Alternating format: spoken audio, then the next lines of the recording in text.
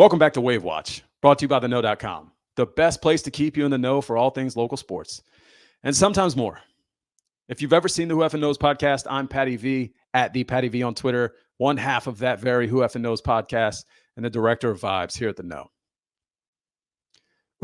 We've already released one video for Wave Watch where my good friend and colleague Dave Rainey ran down the Tulane connections in the transfer portal, which we've started tracking in an article on theknow.com. So make sure you go there, visit, bookmark, whatever you got to do. We're going to keep updating it as we go. We'll mark people as committed as they leave, whatever it is, right? Today, though, we're going to talk the quarterback situation and who could potentially lead the Green Wave heading into next season. There's been a ton of transition this offseason, the mass exodus from the Willie Fritz era, all their staff gone, a lot of people in Houston now, as well as Michael Pratt, the quarterback, right? He officially declared for the NFL draft, some large shoes to fill. You know, he's given you 2 years of excellence, 4 years of really good football, 2 years of excellence, always gave you his entire heart on his sleeve and played through injury. Just really a tough guy to try and replace.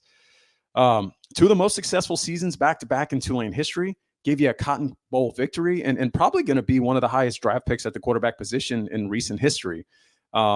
Had a down year, but I think we all know what type of guy he is and what type of leader he is. And like I said, just going to be a tough position to fill. With Pratt gone, though, there's still some guys left on the roster. And in the interest of time, let's just dive into them and talk through who we have and then maybe who we could bring in as well. First up, you've got the incumbent QB1. As of a few days ago, I thought this guy wasn't going to be on the team. I'll be honest. You got Cobra Kai Horton. He initially entered the transfer portal. I fully expect him to move on to a new opportunity, but I'm happy to report he's officially announced that he'll return for the upcoming season. You know, there were whispers. He was always welcome back. The new staff likes him, but admittedly, and I'm not reporting this as a fact or anything, but it's just stuff I've heard. Admittedly, they wanted him back in the role he was already in. And maybe for him, it would have been a better opportunity to go elsewhere and make sure he had a confirmed opportunity as a QB1. Maybe he still ends up at the QB1 here. We'll see. But who knows, right? I'll say this, though. You know, he's done everything you would expect of him, right? He's not a bad guy to fall back on as your QB1. He's done everything for this team for the last few years when he's been asked. He's played mistake-free football, and he's won games. Heck, he took Ole Miss down to the wire. You can't give him enough credit for performing under pressure, and certainly he's not the reason for any Tulane losses. I mean, he has a fumble late in that Ole Miss game when the score's very close. I mean, they had an opportunity to go tie it up, or they were within one score. There were some drop passes, just things that didn't really go Tulane's way. But, I mean, he had him right there in striking position, right? He's also got a solid pedigree. Like, if you're looking for somebody that's a winner, he was undefeated in high school. In Texas 4A ball, I think he was 30-0, which is impressive in itself. I know it's high school, but he never lost a game in some really difficult league, right? You know, he may not be the by far favorite here, right? He brings a lot of stability to position, though. You know, just having him back, having him in that quarterback room, even if it's a fallback for QB1, like I said, it's amazing. You know, I certainly anticipate some competition for him, even if they don't make a splash in the portal, but just nice to have him back. From there, you got Justin Ibieta. He's still a part of this program. Unfortunately, there's a lot of unknown there, right? He's a local boy, which everybody's excited about. People love to root for a local guy. He's at a country day. But so far, his career has kind of been plagued by injuries. He's had two shoulder injuries. And then, you know, when he gets his playing time in the recent bowl game, it looks like they're going to do like a dual quarterback situation. He hurts his leg. He's carted off the field. So, you know, you really don't know what you're going to get out of him. He's a guy you want to root for. You definitely feel for the guy, especially with all the injuries. He initially was believed to be the backup to Pratt in years past. But one injury and then Kai's in. And then from there, you know, it's kind of Kai's job to lose. So you don't know what you're getting there. I wouldn't really expect him to come in and be the guy next year, but who knows? Like maybe he goes through rehab. He's not as hurt as you think. I haven't really read any reports on what happened with the leg. I'm assuming it's not as good as you would think with him being carted off, but still going through rehab and then having to get back and compete. It's going to be tough to anticipate him to come in as day one starter. Right. From there, the other guy on the roster that I'd be remiss if I didn't mention, you got Darian Mensah.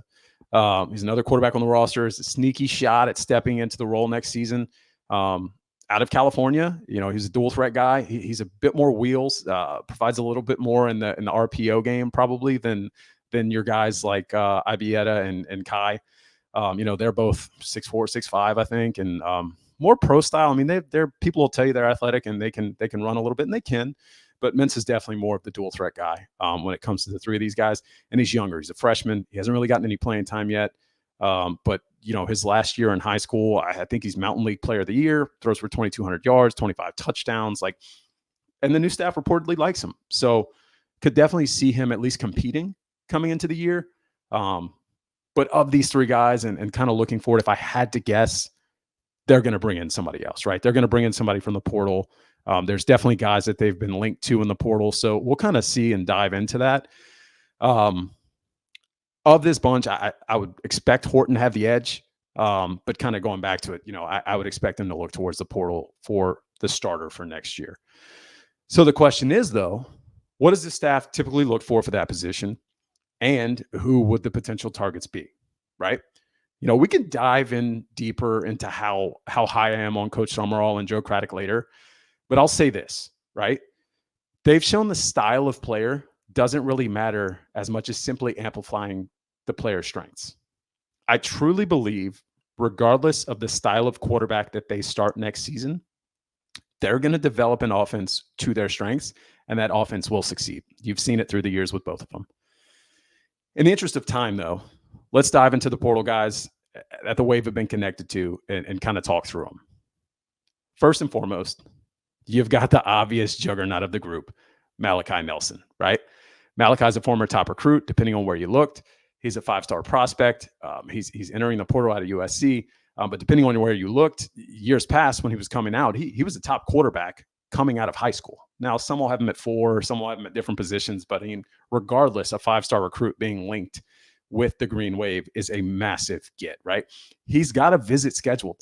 Guys don't typically take visits these days as a transfer unless there's interest. So that's already by and far a great sign. He's also been linked to some other programs. He's been linked to Miami, South Carolina, a couple of these other schools that are looking for quarterbacks.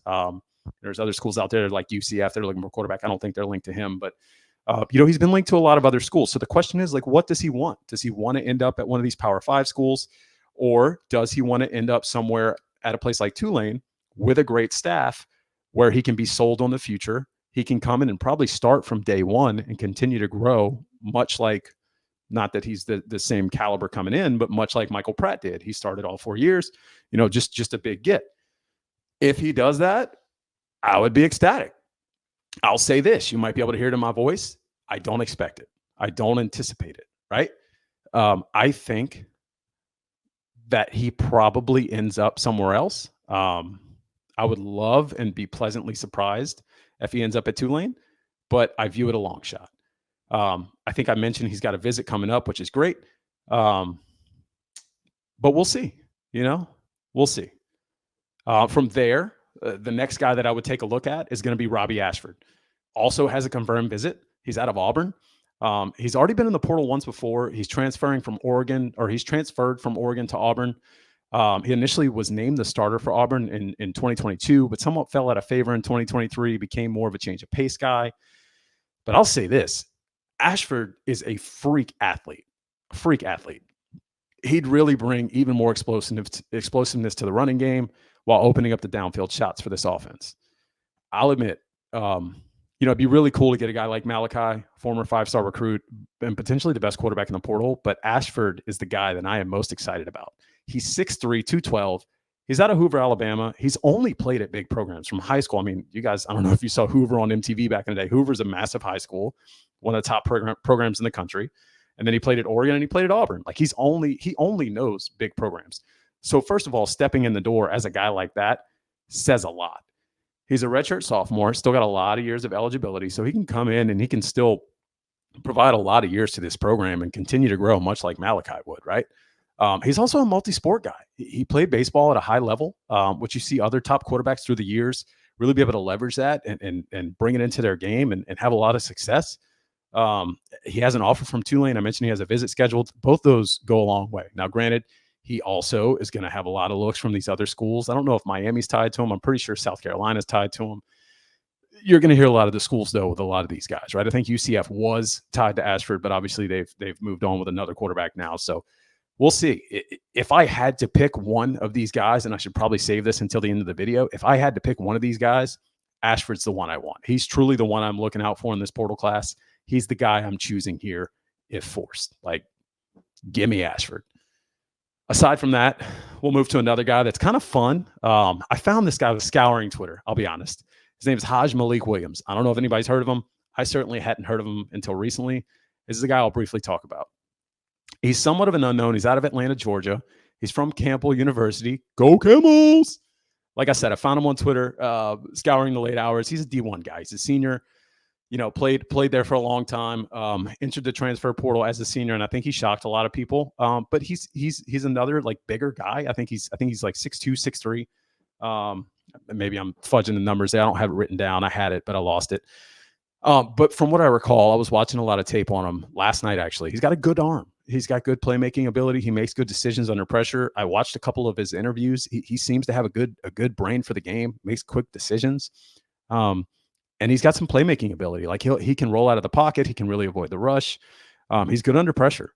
Tulane's offered him too, from what I saw. So maybe he's a sneaky guy that you see come in and battle it out and gets the job. We'll see. Maybe somebody out there knows more about him. You want to send me information. I'd love to learn more.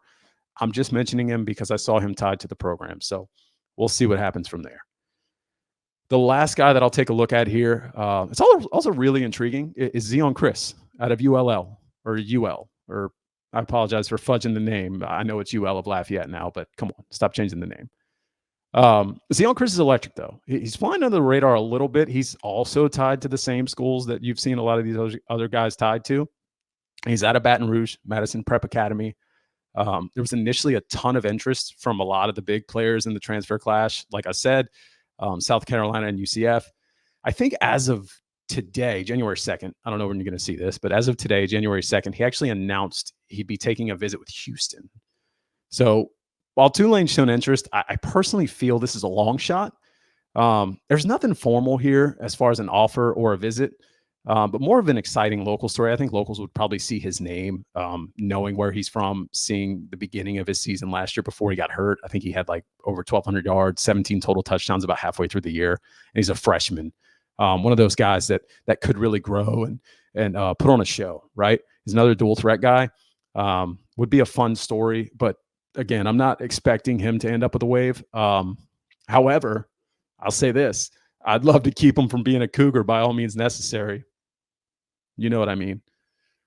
With all this in mind, though, I think I've made it pretty clear where I stand, and I don't want to keep this video going too long. I wanted to keep it to 15 minutes. So personally, though, I think the Wave look to the portal to bring in a guy. I mentioned it a few times, and if I had it my way, I think Ashford is the one. He's got to be the guy. He's the one I'm putting all the eggs in the basket. Not that you want to pull a Miami there. However, the quarterback room's it's rather stable in a transition season with a guy like Horton. I'd have all the faith in the world that the coaching staff is going to do everything they can to put these guys in the best position possible, and really do everything they can to succeed. And that's it. That's it for this edition of the Wave Watch. I'm sure there's some quarterbacks I missed. I'm sure there's probably more you guys want to know. Feel free to like, comment, share, ask questions. I'm happy to dive into it with you. But I couldn't talk for hours because trust me, I recorded this once and it was way too long. But that's it. Keep glued to Who Effing Knows on Twitter. Be in the know on Twitter, theknow.com, and be in the know on YouTube. Until next time, that's all things Green Wave. That's Wave Watch. Appreciate it.